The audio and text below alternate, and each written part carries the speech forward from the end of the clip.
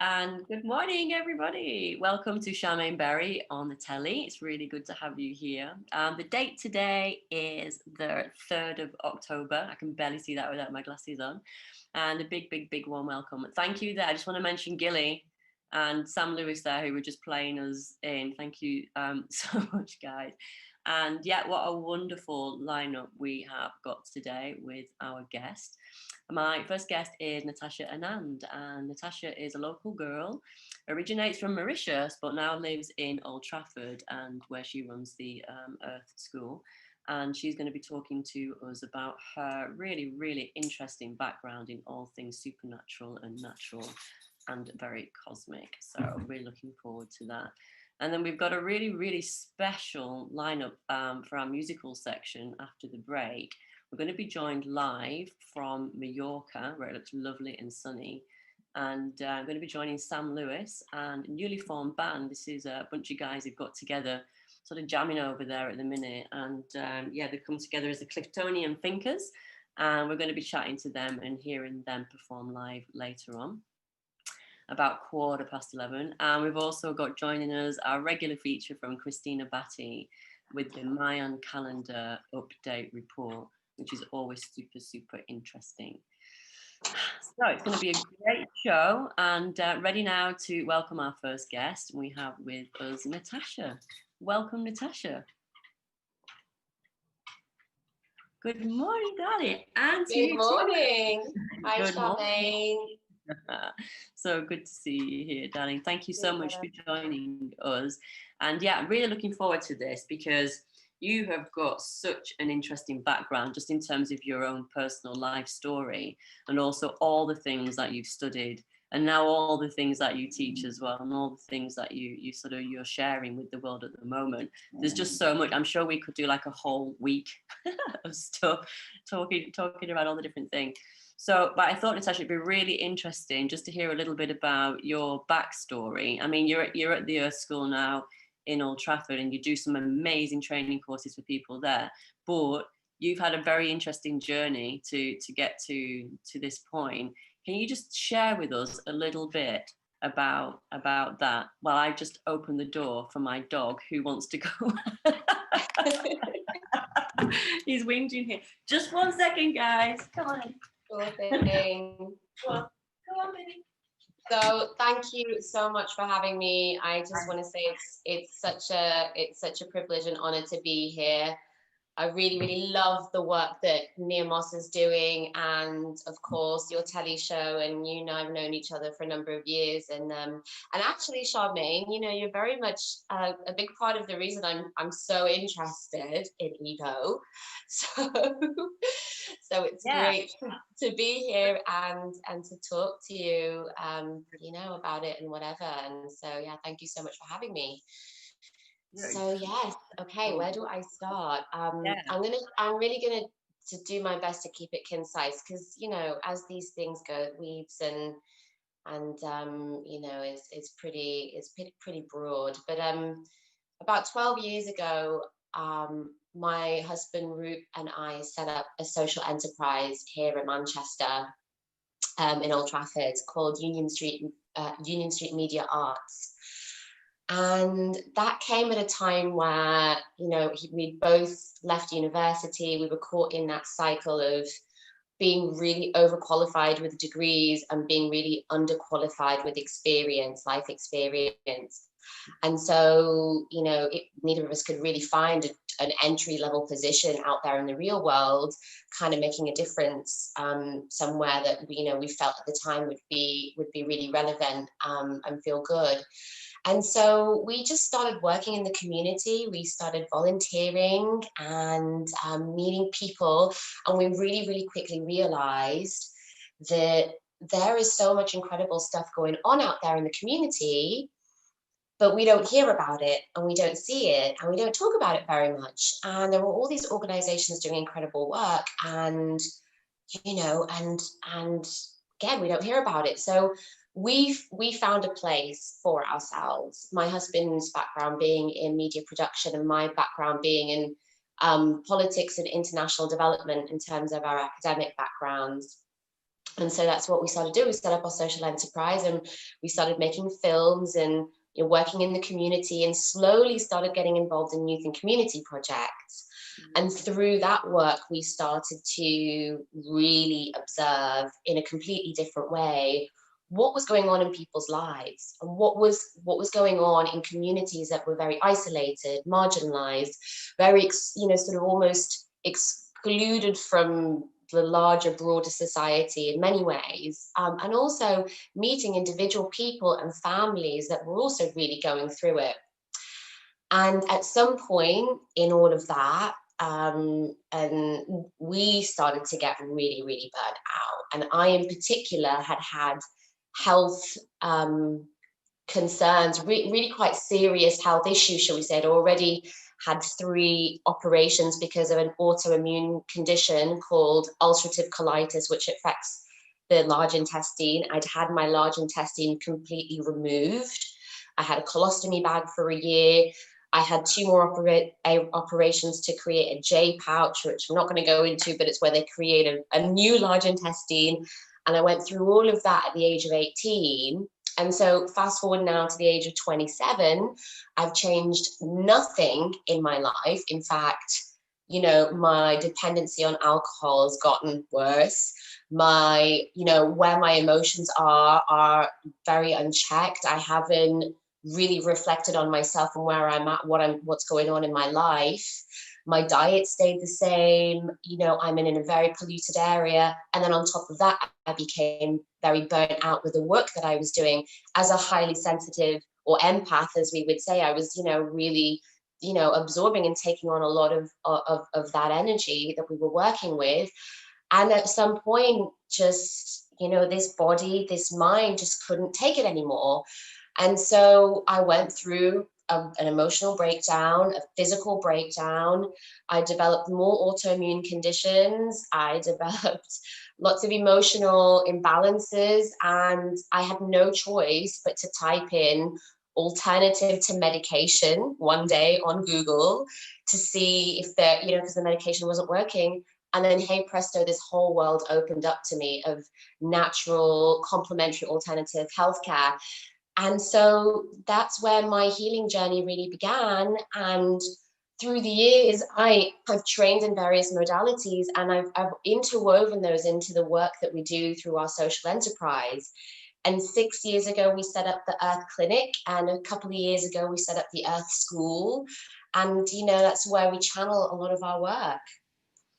That's amazing. Thank you. I'm just going to like just interweave here with a list of some of the things that you have actually trained in and been initiated and learned just over that time. It's quite incredible.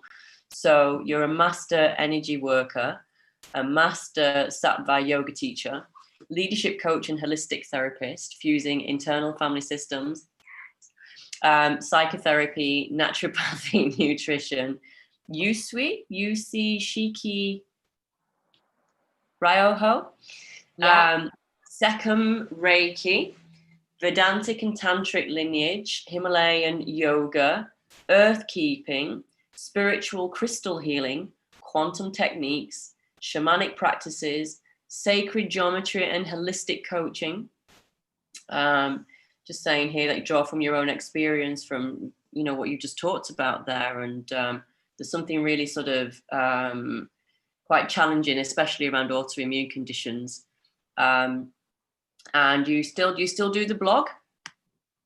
You're still blogging, and you are teaching your own modules now, your own training courses through the Earth School as well, which is really incredible. And you do all of this with your lovely husband, Roop.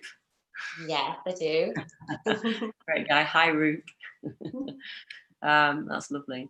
Okay, Danny. So we had like a quick check-in last night about this, and we're like, what can we talk about? There's so many things. And we thought we'd like to explore and talk around like the ego, because, you know, it's a really interesting word, and it has different connotations for different people. And like you say, I think we've both got really interested in it through doing the internal family system training, which is effectively exploring and navigating and healing within the kind of the ego realm, as it were. And it just sort of, I just find it incredibly fascinating. But I think it's got different definitions depending on, like, actually I had a client yesterday and I mentioned ego to him and he didn't want to talk about it. He's like, no, I haven't got a very big ego. Like, just that kind of like way that he was conceptualizing it was quite interesting. And yeah, I thought we could start there. I mean, what does it mean I think it means different things to different people. What does it mean to you? Well, I mean, this very definition for me is constantly in motion. It's constantly shifting and changing. Yeah. Even from the conversation we had last night, I went and had another late night conversation with somebody else, and even in that moment, it was shifting also.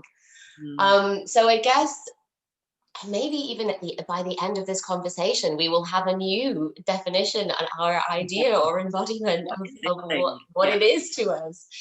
But I guess for me, there are some very core elements of the ego, which seem to kind of remain unchanged. And I can share those with you now. So the ego, for me, is representative of the dualistic nature of the physical world that we live in. So this earth plane, this universe kind of earth sort of solar system universal situation, this sort of relative reality of time bound space. For me, has these two sides, and I know we've talked about this before, so it's, you know, and it feels that everything within this kind of abides by this law of nature almost, that there are dualistic elements to things. And for me, this is a part of why we've come here, is to sort of see that and learn from both. And at the same time, I also perceive both of those elements within like a whole, which some of us might call, you know, kind of oneness or wholeness, or I don't know, God or creator or whatever. But that's kind of how I see the ego. I kind of see that the ego is like one sort of aspect of the whole. So we've got the ego on one side, perhaps, and kind of like the soul on the other sort of aspect of that dual nature. And actually that makes this sort of whole. For me, there's a bit in the middle, which I'd love to also explore as well today with you. But yeah, I kind of feel like it's the sort of the other bit to the soul. And not really sure where it comes from, not really sure. Is it fully a part of us? Is it, is it another energy that comes in and sort of interacts with us? But it feels very conditioned. It feels like it holds a lot of energy that, you know, is based on experience, you know, is based on like perception of experience, and has this influential nature on our body, on the different parts of the mind, and is very strong and can be very, very, very dominant. But for me, the kind of key aspect is this sort of dual nature or antithesis to soul energy. Yeah. Okay. How you feel about that? But that's where I'm with it at the moment. Yeah, no, I like the way you describe that, because I think there are different ways, and certainly and I think it's good to talk about it, because it's sort of coming more and more into awareness about just how influential it is, perhaps, on just maybe the influence that it has on our emotions and how we feel, and like you say, our conditioning, like all our thoughts, all our behaviors, all of that. And I think while we're in these kind of quite unusual times, it's good to start like exploring what might be really going on. But yeah, I like that kind of like, it's like a polar sort of reflection of oneness, what we might call oneness or love, and that kind of nice stuff. And then we've got this split thing, this like, it's kind of like even that's polarized, but within it kind of like split polarization, dualistic, right and wrong, good and bad, kind of like a programming.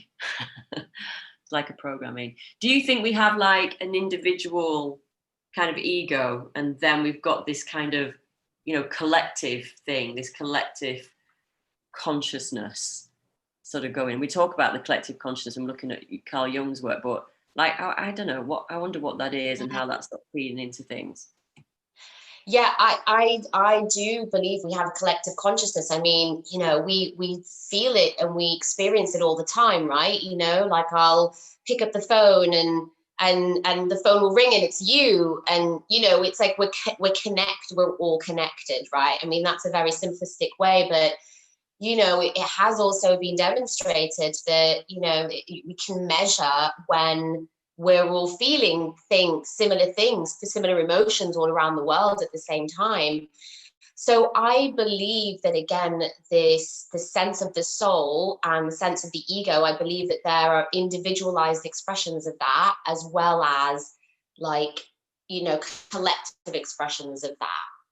Definitely, yeah. definitely. Yeah. And again, you know, I'm not entirely sure, or you know, any of that kind of stuff. How does the individual kind of express from the whole? But I don't really think that that matters. For me, that's not where I want to put my energy into.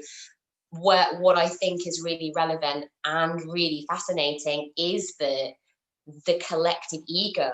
It's almost like the individual ego can draw its energy from the collective ego, and its influence from the collective ego, because, you know, we really feel that the ego is so strong at times. It's so strong that there is, sometimes I feel that there's absolutely nothing that can break that thought, or that can soothe that or pacify that. It's so strong, and in those times I really feel the weight and the backing of the collective ego with that. So personally, in my experience, yeah, absolutely, I do feel that there is an individual expression of a larger collective.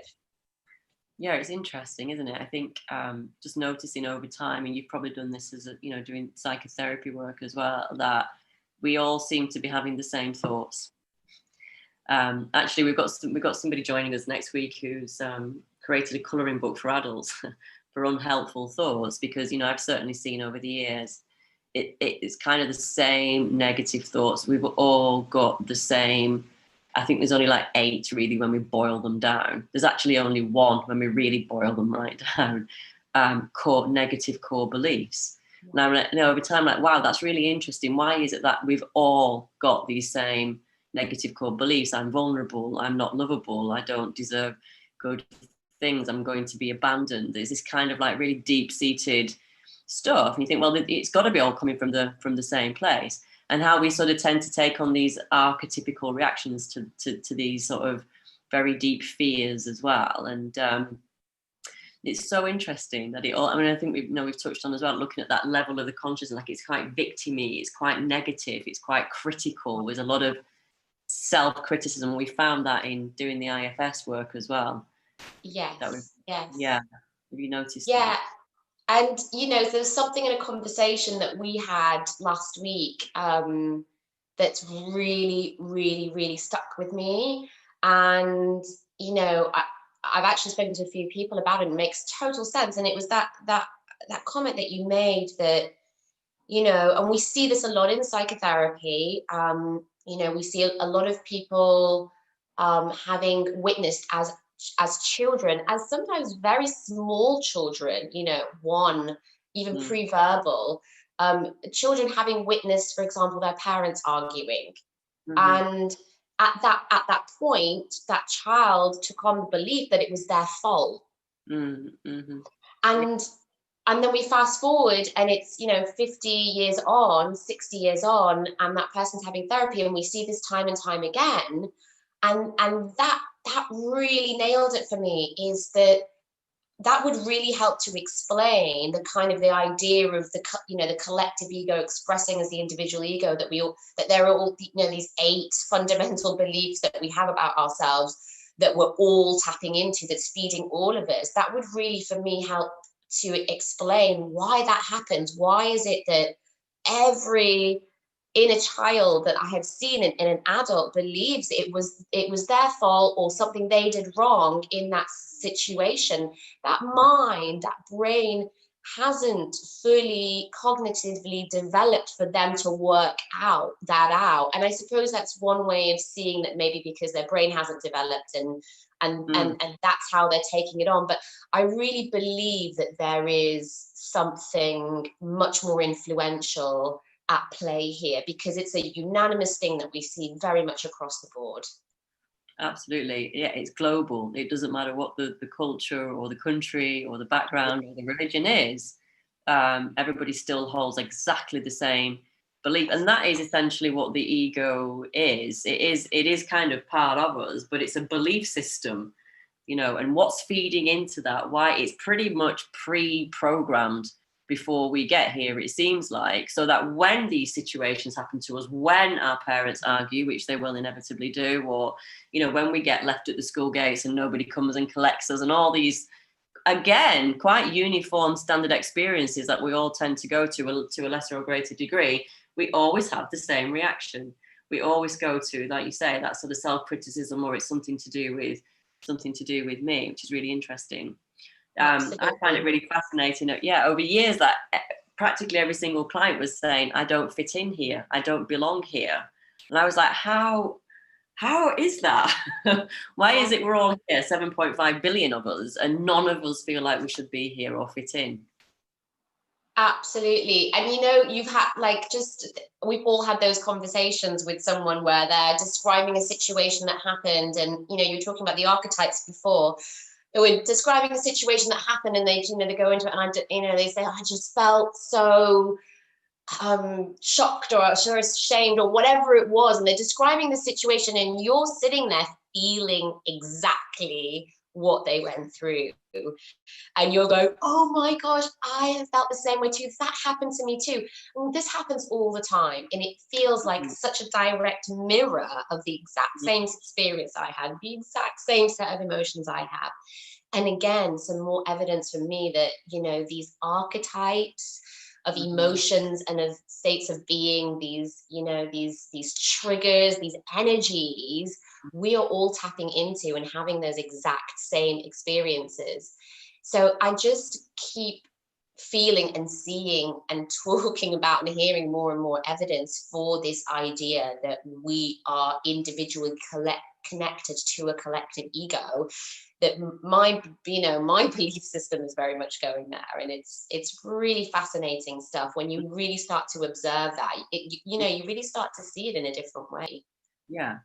Yeah, and it really sort of lends itself to the idea that we might have somewhere in the back of our minds that we are actually one, that we're connected. We are all kind of having the same experience, but just in different kinds of ways, like different flavors. And like you said earlier on at the start, like this realm that we're in is just a space for us to do that, to experience separation, loss, pain, all the self-criticism, the self-doubt, you know, not feel what is it to actually not be in oneness and have your own little separate experience, and just get a sense of that.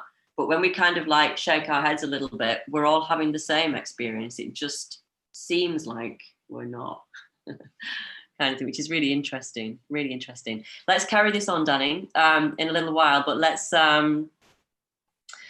see if we can cut away to Christina Batty and the Mayan calendar update, and see if we can join her now.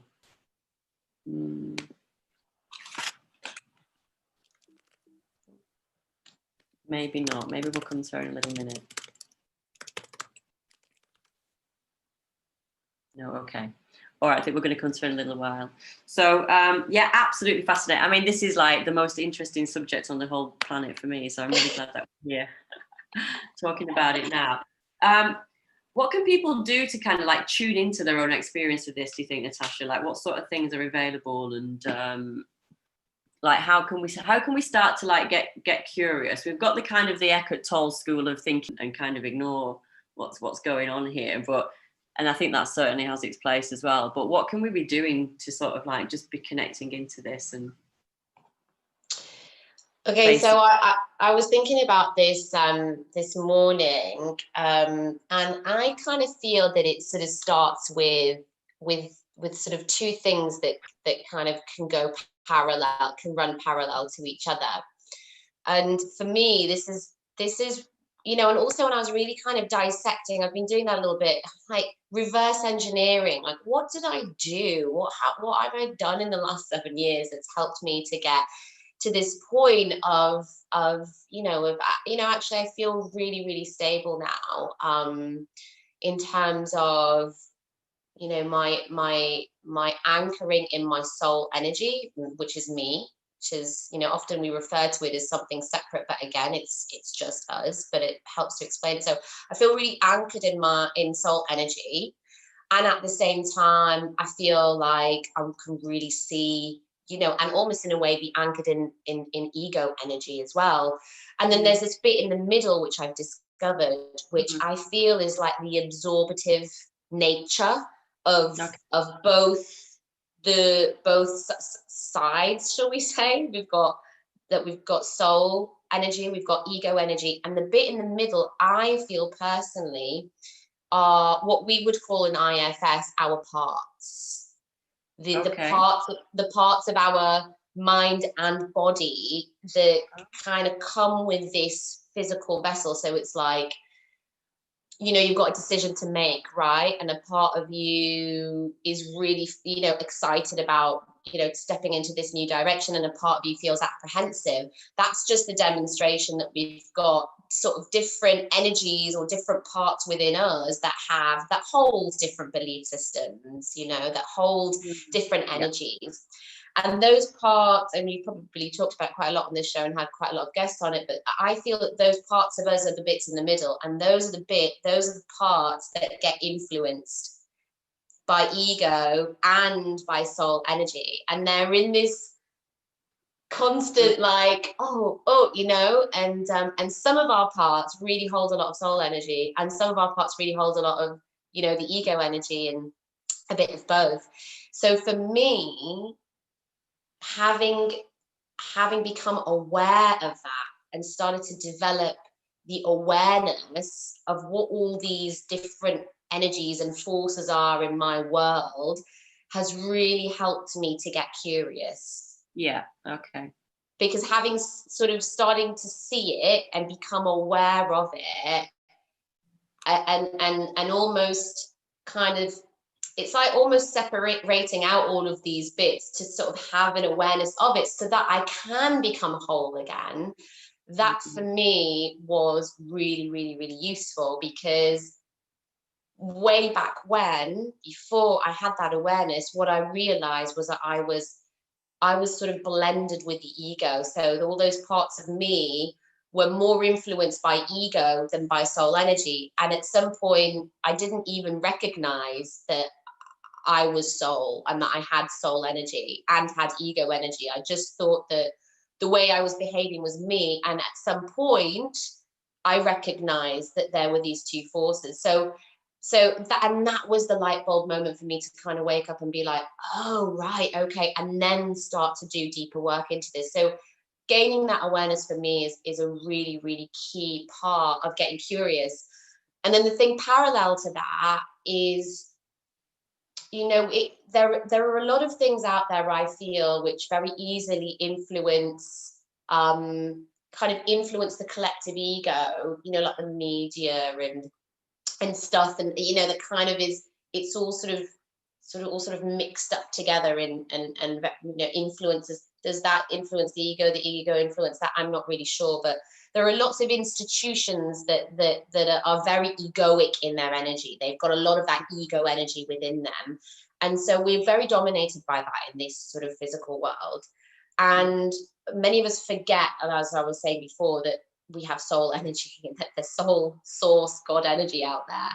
So running parallel to the gaining curiosity and awareness for me is to simply remember, that we are soul by just doing things that we love doing, that bring us joy, that bring us happiness, creativity, get into nature, all of those things that naturally get us into that joyous, loving, compassionate, kind state, which, in turn reminds us of our soul nature to bring more balance. So those are the two things that I feel that can kind of run parallel. Yeah, and you're sort of tapping in there and day on this, but the kind of the distinction between what the ego energy is, the kind of the energies in there around competition, and conflict and right and wrong and judgment and that kind of, that energy and the way that society kind of reflects that around punishment and the judicial system and, all that sort of thing, and having to make money and success and failure and all these kinds of dualistic concepts. And then, and it's very easy to get caught up in that and think that's who we are because that's what the world's reflecting back to us. But on the other hand, we've got this sort of deeply soulful, connected source energy is around just creativity and compassion and just, like you say, joy. I mean, joy. We don't really get much of a look in on joy on in the sort of the ego. We don't get any in the egoic realm, but in this other place, we've got capacity, we've got connection to all of those things that we're trying to find over here. It feels like running around, trying to get the bigger thing and do the bigger thing. So just being aware of that you're saying is like just that awareness of that distinction between absolutely between we think we are absolutely and you'll know, and a lot of us out there that are really kind of that part of us that really wants to help and really wants to kind of positively influence the people around us that we see suffering. And we've been through ourselves. We cannot change other people. It's not possible. Really, I feel in the long term that that strong impulse and desire to impose our views and try and help somebody else is potentially going to be damaging in the long term if it's coming from that place of fear, if it is coming from that egoic place of I'm afraid of what's going to happen to my friend, so I'm gonna try and help them by telling them what I think they should do to improve their lives. There's so much ego stuff caught up in there, even though within that there are these parts in the middle of us that actually have really, really good intentions, that are really, really wanting to help this person, but again the ego energy is coming in and sort of getting muddled up and the soul energy is getting muddled up. When we have this awareness of like really consciously what's going on here, what are the parts that are trying to project themselves, which are the parts that are really anchored in this love energy, we start to see how we can have an impact. And I've realized that actually it's not by telling somebody what I think they should do. It's actually just by being present with my energy, holding a space for them to allow them to articulate and develop their own sense of awareness, and help them to pick up things that they're saying, to reflect that back to them, so that they're building this awareness of what's going on in their internal world and helping them come to that awareness and realization. When we hold that patience and that love for them, actually in time we see that they do see it for themselves, and they can make that change for themselves. And it's so much more empowering to feel that I have brought myself through this, rather than I've had to be dragged through this by the people around me. And that's very much what I teach now in my holistic coaching model. It's really how to show up to the people around you in a way that they need you to show up, rather than in a way that we think the ego thinks that they need us to show up. Yeah, I think that's really important, because it's complicated in there. And, we have this expression, don't we, sort of the wounded healer, and we have these very sort of well-meaning parts that actually in that egoic realm, they don't know what the bigger picture is. They don't know what's best for other people. And we've got to be really on that. We also have a lot of kind of like people pleasing, and sometimes our intention and motivation can be a bit mixed up. Like it looks like we're doing it for the other person, but we're actually maybe trying to impress somebody, or we're trying to like be the hero, or we're trying to be the rescuer in the situation, and sort of our own stuff's then getting in the way of the healing for the person. So it's just really, it's really important. But if we come over into this other, in the other side, into the other space, what we call self energy in this model, but also just your soul or whatever, then we can just tune into what's really needed and help the other person to access that.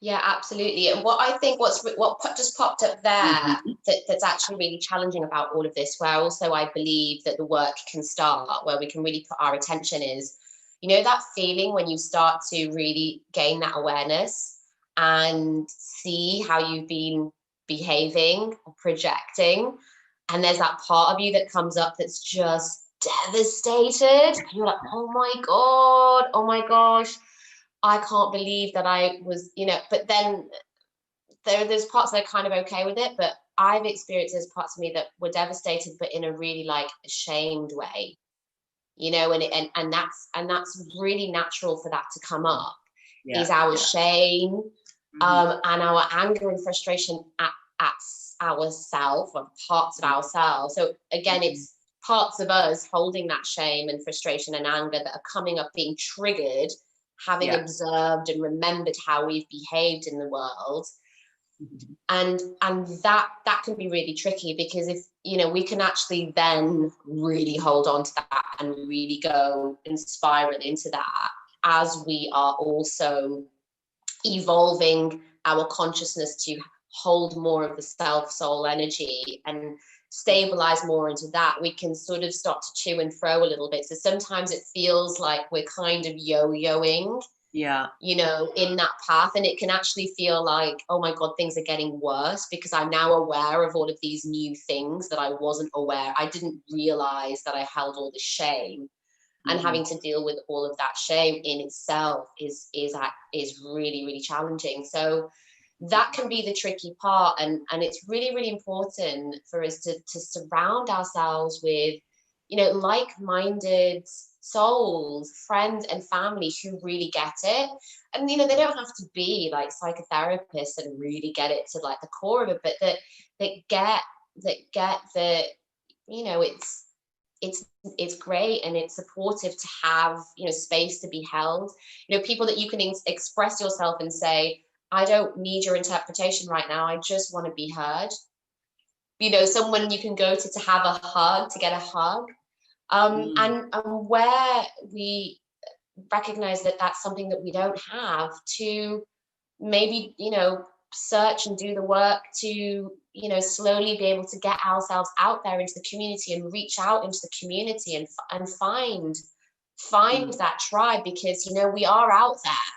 There's so many of us out there waiting, wanting people who are very isolated and alone within all of this to step forward and say, I'm going through this journey, can you help me, can we talk? And that's such an important part as well of this journey, is doing the work so that we can just reach out, just take that first step and reach out and get support. So even that's a huge, big first step for some people to do that, and it takes a lot of courage often. A lot of our core belief conditioning is around fear of being rejected, and sort of not being able to be part. I think it's one of the most kind of primitive kind of fears that we have, about not being included in the tribe and that sort of thing. So I know we're working hard at the Naya Centre to try and provide a space where people can come and find that connection within the community. And I know you've been working for many years in that field as well, and just sort of like time, hopefully, where people can come together and not have to worry about those things, would be amazing. So wonderful, darling. I'd love to get you back on the show at some point to talk about so many different things. That would be absolutely wonderful. Can you just say something before we wind this down about what you're offering at the moment, Natasha, and where people can find the details and your website and things like that? Yeah, sure. So at the moment, the face-to-face gatherings are, of course, limited, shall we say, but we've got loads of stuff going on online. So first of all, at the clinic, we offer singular therapies like internal family systems, psychotherapy, energy medicine. We offer private yoga sessions, and we also have packages in holistic therapy, which is where we really support people going through like very kind of sort of chronic, shall we say, I don't like the word, but like long-standing health conditions, physical, emotional, energetic health conditions. So we bring everything together and offer this really beautiful holistic package. We also offer a leadership coaching package for this is mainly for kind of practitioners, therapists, people that are working in some sort of supportive role out there, or who have a conscious or ethical business. And we guide, we guide those people through developing their own self-care, healing journey, professional practice, and business development. So this is all about, again, bringing a holistic dimension to personal development, and also practice and business development as well. It's a very unique service that we offer. Yeah. And then we have an online course at the moment called Holistic Medicine Practitioner Training. It's got a really boring name, but we're working on improving it. But it does what it says on the tin. It's, again, an online course for people who work in a holistic way on the front line to upgrade and improve their holistic skills. And we work in many different areas of holistic and natural medicine.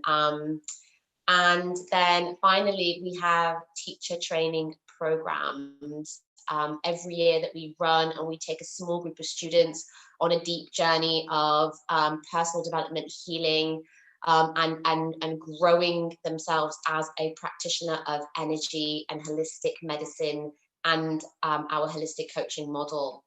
So we've got one program coming up early next year. We'll be launching it very, very soon, and we're really excited about that. So I'll share that with you, Charmain. I'd love if you could share it via the Naya Moss and any other channel.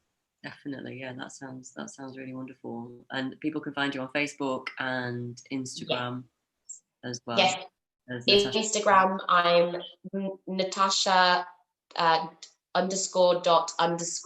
Anand, ANAND, and my email is natasha@yourearthclinic.com, and the website is yourearthclinic.co.uk. A bit confusing, 2 different endings, but yeah.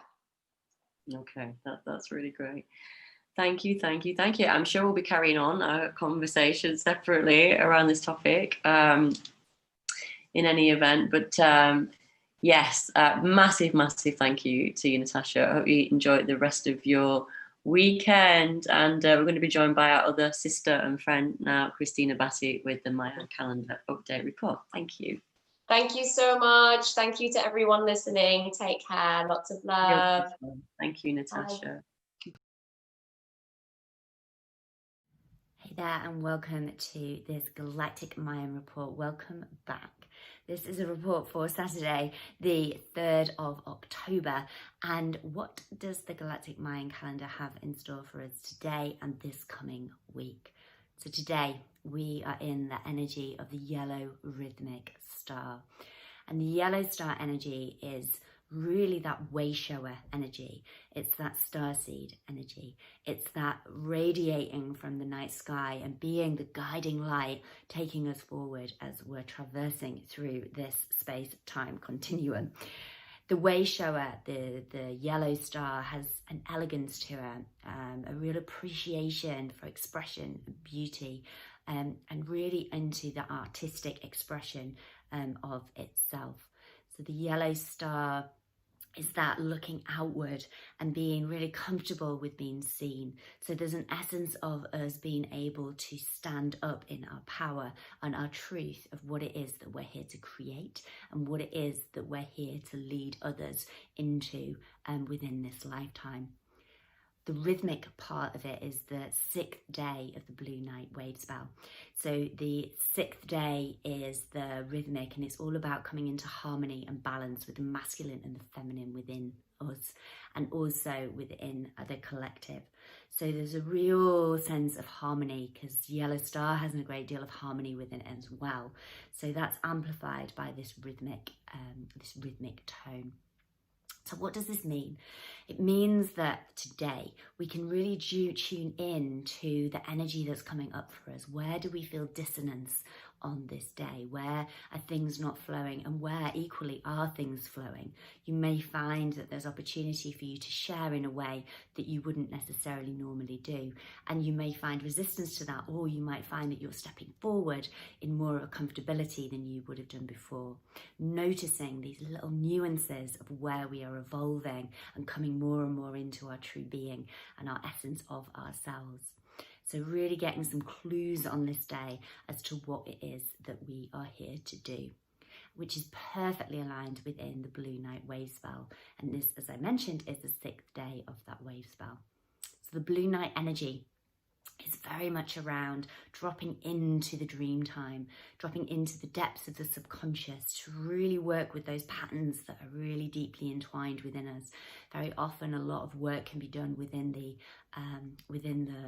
sleeping hours, and so a lot of the work can be dealt with whilst we're in our dreaming.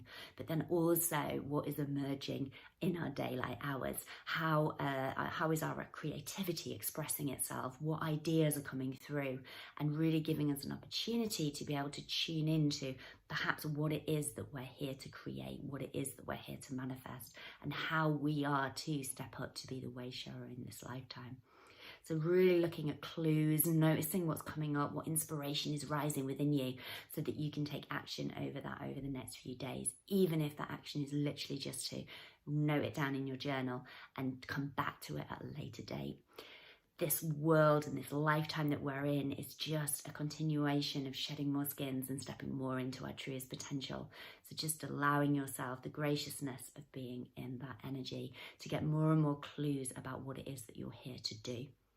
We're going to be in this blue night energy all the way through until the end of the week. Next Saturday will be the final day of this wave spell.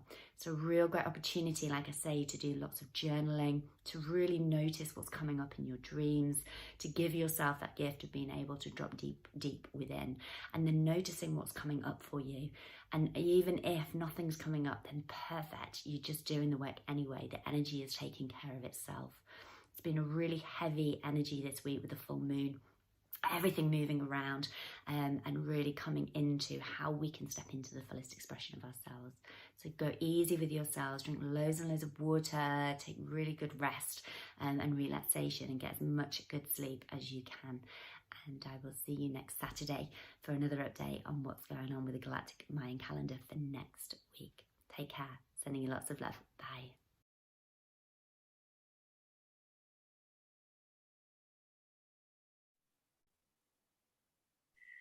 Welcome back, everybody. Thank you, Christina. That was lovely. And thank you, Natasha, for being our first guest.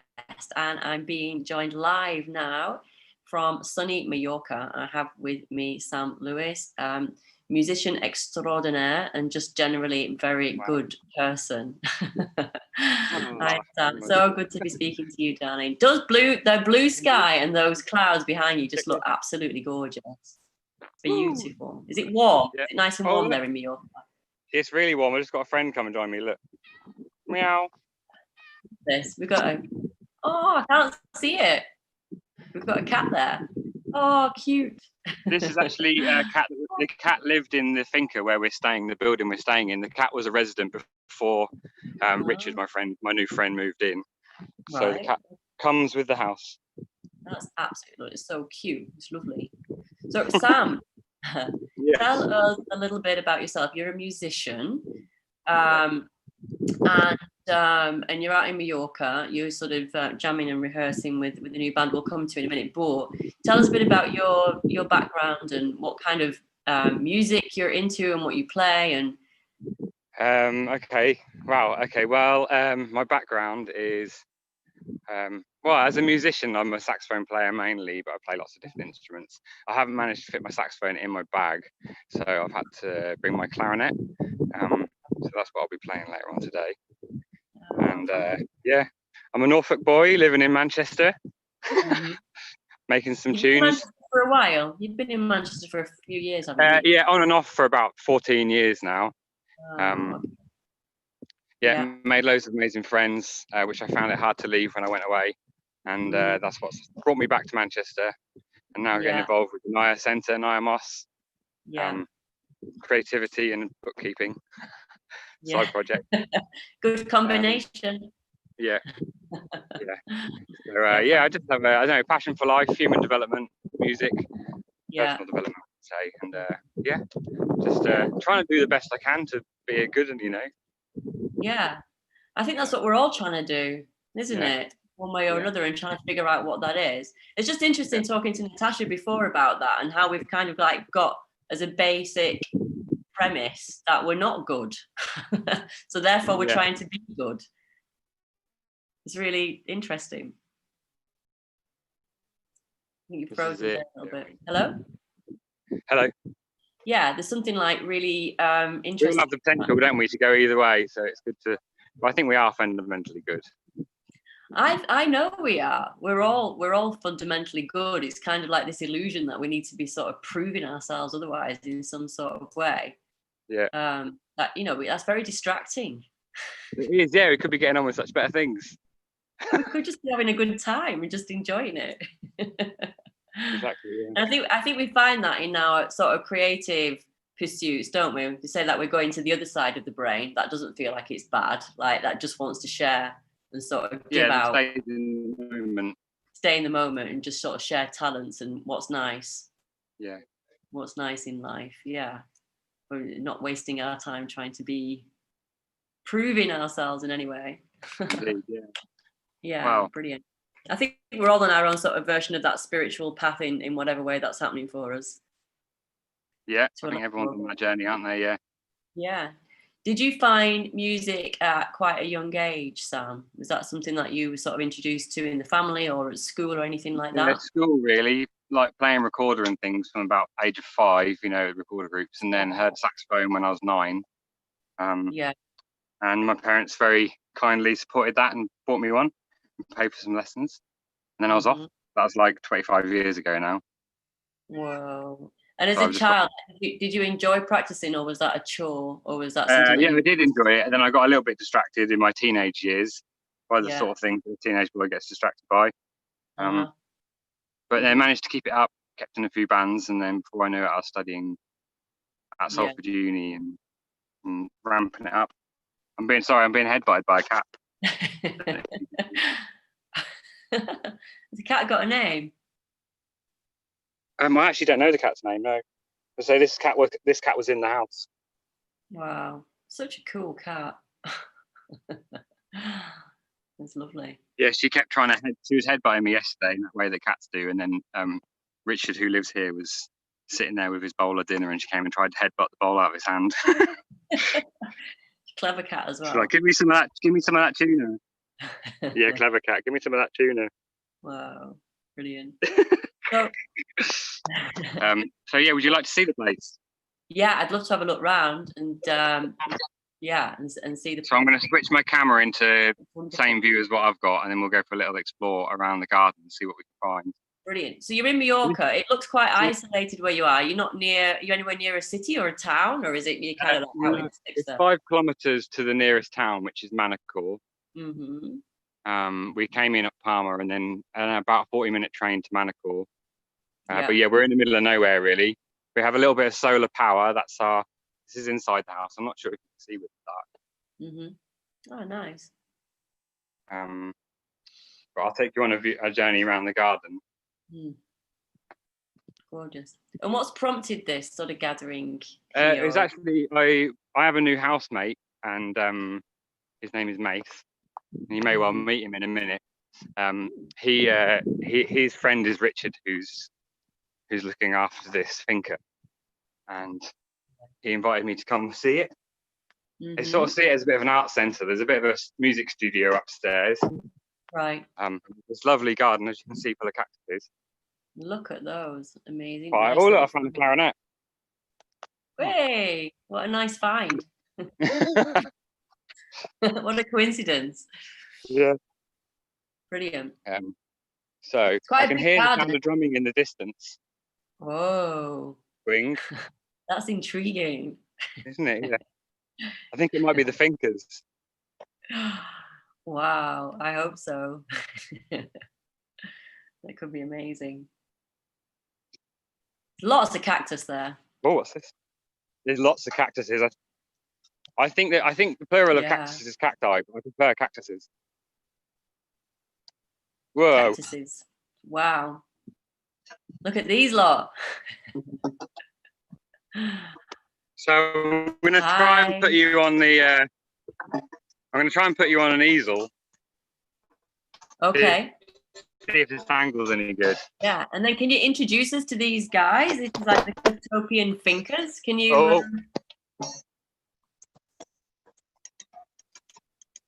Yeah. So. Brilliant. This is Richard on the left on the djembe. Hey, Richard. He's the tenant of this property. Okay. Lucky Richard. And leading on from Ace, this is Mace. Hi, Mace. Hey, Danny. He's playing a little drum. Is that a djembe as well? Just a little djembe. Next we have Phil Ratcliffe on guitar. Hey, Phil Ratcliffe. And then we have Dave. Dave on drums. Hey, Dave. Hey, Dave. Really cool. Brilliant. And here's clarinet.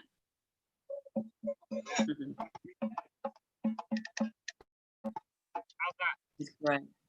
Wow, brilliant. So we're getting a little live performance now from the Cliftopian thinkers. Thanks a lot, Sam.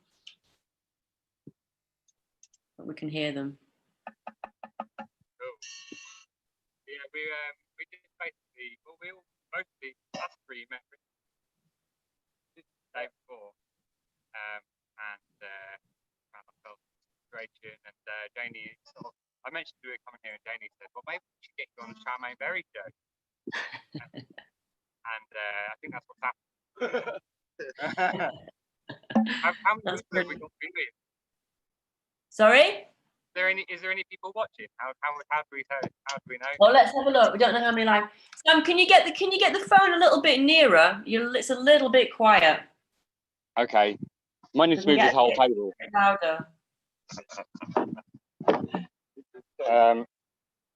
How do we move the whole table? Do you want to put it on that?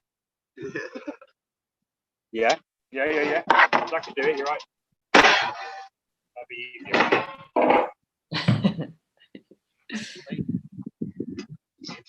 Really want to hear properly. Great. That's better. How's that? Can you see us? Yeah. Can you see Dave? I can see the guy on guitar. I've lost Dave's head. Lost Dave. Phil. Yeah. Yeah, can't quite see Dave, only when he leans in. Yeah, I can see. No, I can't see Richard. Maybe if you move together a little bit more, that'd be. Can't quite see Dave. That's it. Yeah, that's better. You sit in the middle, Sam. That's great. Yeah. Cool. Yeah. Brilliant. So, do you know what you're going to play for us? Are you just going to go into it? No. Yeah, this is almost our first jam. Practice yesterday. Yeah, we played more music yesterday than played in a day in a long time. Wow, that's brilliant. You shouldn't say that. Okay. This is the first time we've ever played together.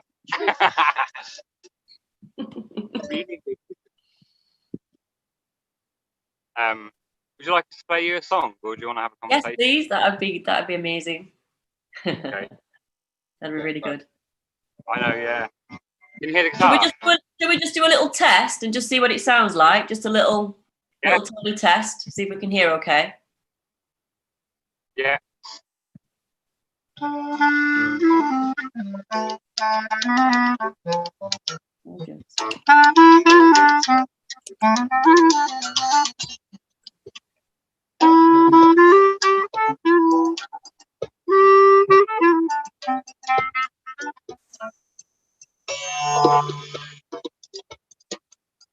That's great. I think that's as good as we're gonna get it. Really. How's that? Yeah, I think that's as good as we're gonna get. We can hear. Yeah, that's great. That's Cool. brilliant. Right. So what are you going to play? We're just going to make something up in the key of D. Brilliant. That's perfect. Thank you. Thank you. I'll hand over to you guys. Yeah. Okay, great. Yeah, we've got about 6 or 7 minutes, if that's okay. Round Perfect. about. Okay. Yeah. Brilliant. Right, let's do it. Just open the fingers. Yeah.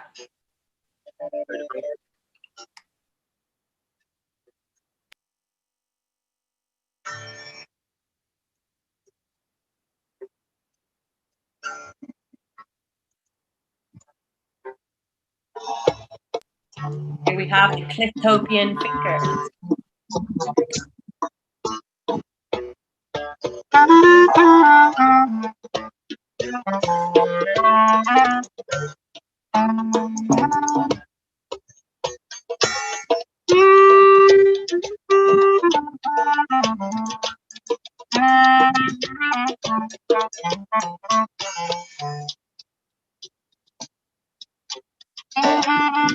Great.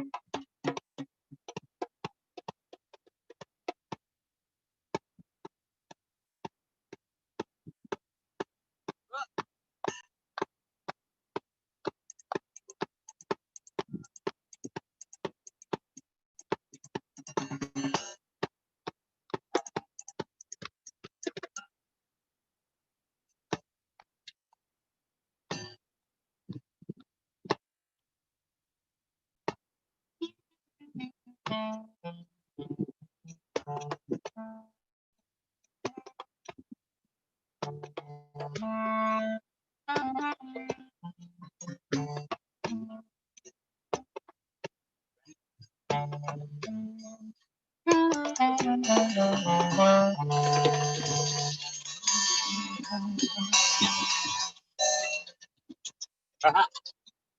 thought the bench was going to tip up then when you stand up. I was like, whoa. How's that? Are you still there?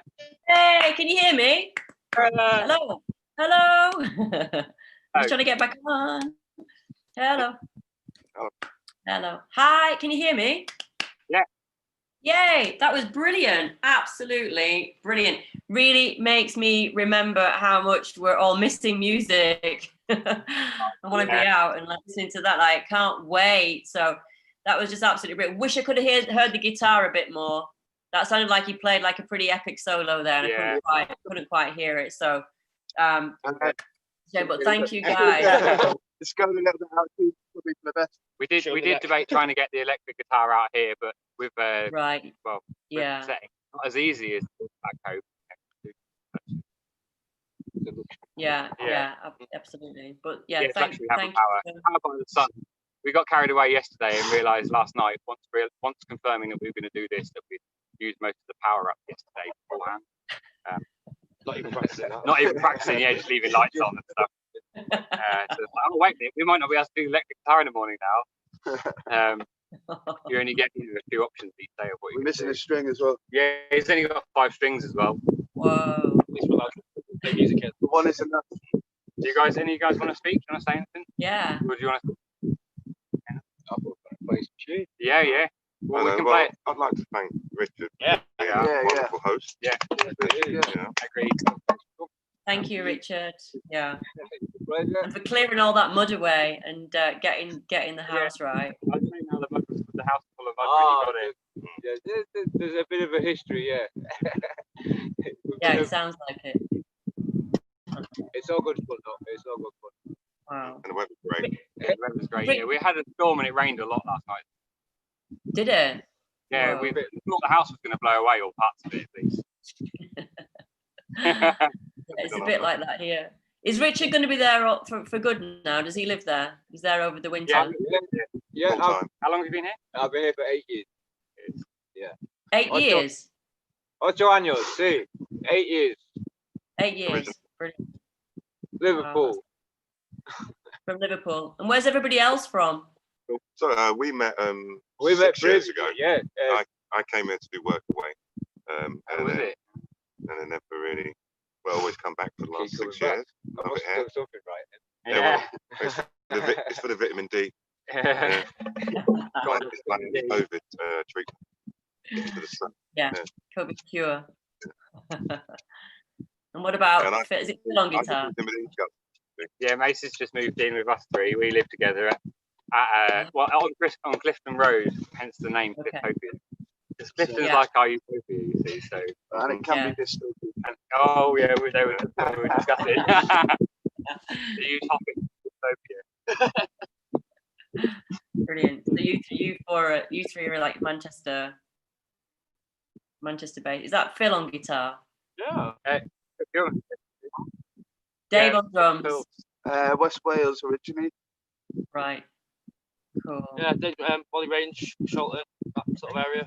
Yeah. Like, these 2 have actually been around. Well, everyone else has been around. Yeah, we went to Mallorca once. Brilliant. It's really nice to meet you all. All over the UK, North East, South West. Yeah, London, Liverpool. Really nice. How much more time have you got together there? When do you have to sort of disband? We're leaving on the 8th. The 8th. Okay. Oh, brilliant. You've got a good run then. Nice 5 days. Lovely. Wow. Well jealous. It looks gorgeous. Perhaps we'll make some recording. Yeah, we might have some recordings by the time we finish this. That'd be really good. Yeah. Yeah, do that. Just Yeah. We do Mustang Sally and see. brilliant. Guys, you mind playing us out of the show? Could you do that for us? Just another tune? Yeah, just while we play out the show, that'd be really perfect way to end end Oh, is today. That'd be great. And no doubt we'll be catching up with you all again at some point as you get more into this sort of journey together as a newly formed band. So yeah, it's been a real privilege to see you guys together like this. Yeah, this video could be worth a lot of money in the future.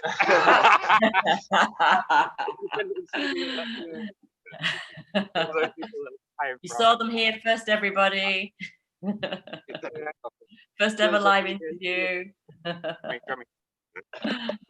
Yes, huge thank you to all of you. Thank you. And a big thank you to the guests today. And we've had a wonderful time. And see you all next week. I'm going to hand over to the guys now. I'm going to play us out. Mwah! Lots of love, guys. Thank you. Thank you. Yeah.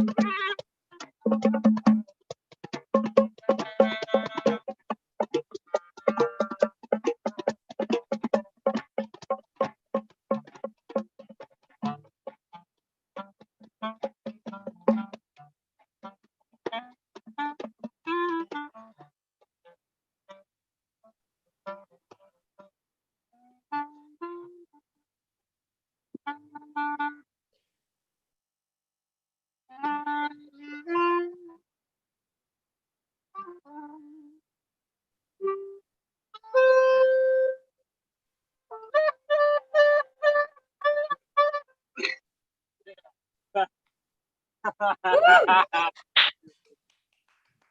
I'm not doing that. Yeah. Yeah. Thank you. You're welcome. Thanks for having us on.